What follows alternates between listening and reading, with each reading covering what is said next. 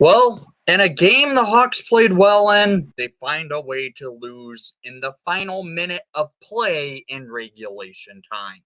Yeah, this game the Hawks played well. Frankly, they were probably the better team in tonight's performance against the Minnesota Wild, losing 3-1, and the final two goals of the game by the Wild came in the final minutes of play. This was a game where the Hawks battled hard.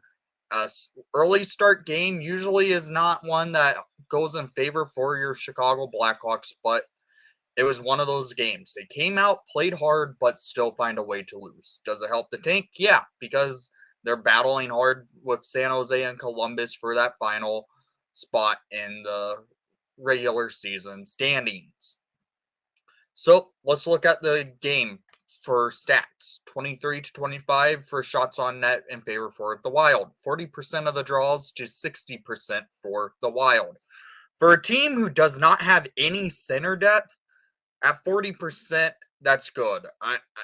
Losing your top centers in the last few weeks, the Hawks have not have any center depth, and it's hurting them now. Power play 0 for 2 for the Hawks, 0 for 1 for the Wild. Um, the Foligno on the Wild is a clown. I have to admit that because Murphy laid a hit, then Foligno tried to fight Murphy, and Murphy didn't want any of it. They so called Murphy for an instigator. The refs were kind of bad in this game tonight. Goals of the game really didn't happen until the second period of play. Only one goal in that second period, too. In the first period, we looked at a very closely contested back and forth game. That is the way the Hawks want to play in games. If they want to stay in games, they have to play a hard-nosed back and forth type of style of play, because it seems like if they give up the goals in the first period of play, they're going to lose. And well, they didn't give up any goals, nor did they score, because the offense is completely dried up now. It seemed like the Hawks had their game in hand. They were playing strong hockey, a lot of back and forth hockey. In that first period alone, 6-5 in favor for the Blackhawks on shots on net. There was really a lot of back and forth, not many stoppages of play, and that's how it was going. So we go into the second period of play, and there was only one goal scored, and it came by Minnesota. After the Hawks have an opportunity in the offensive zone, White Kaiser throws the puck onto the net. It goes on top of the goal, and then it goes to commercial break.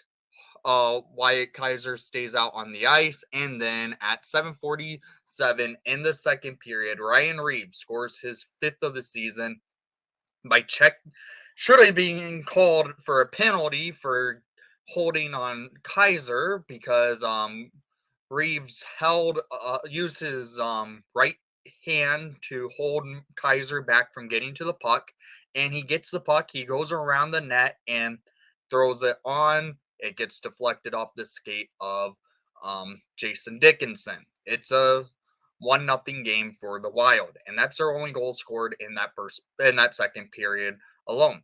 Hawks played hard. They got a couple of chances, but the Wild were the better team in the second period, outshooting the Hawks.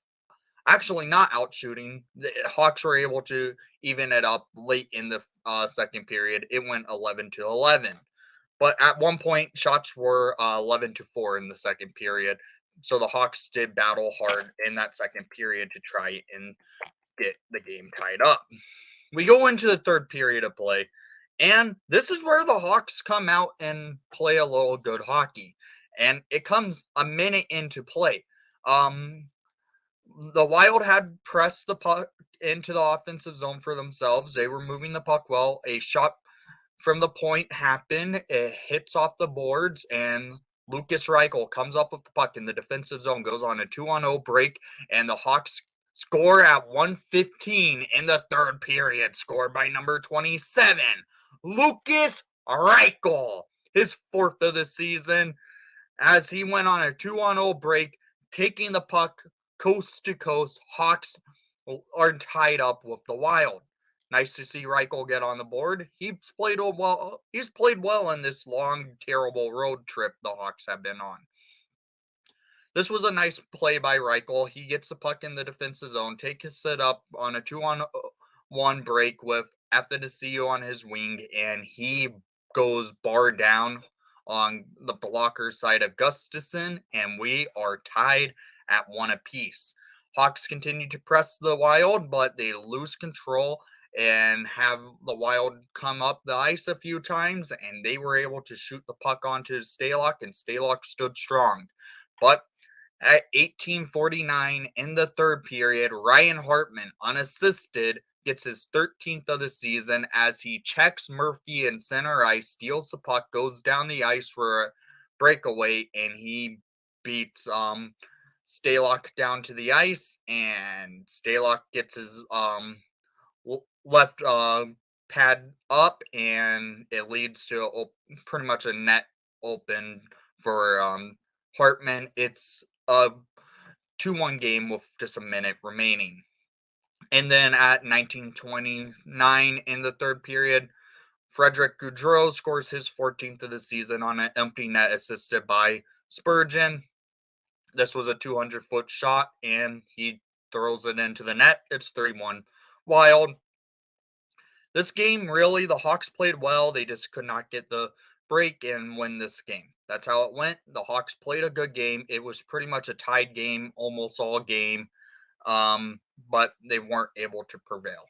Down in the comments down below, I want to hear what your thoughts were on tonight's action, and thank you for watching the broadcast. Please leave a like and subscribe if you haven't done so already, and most of all, the tank is really rolling.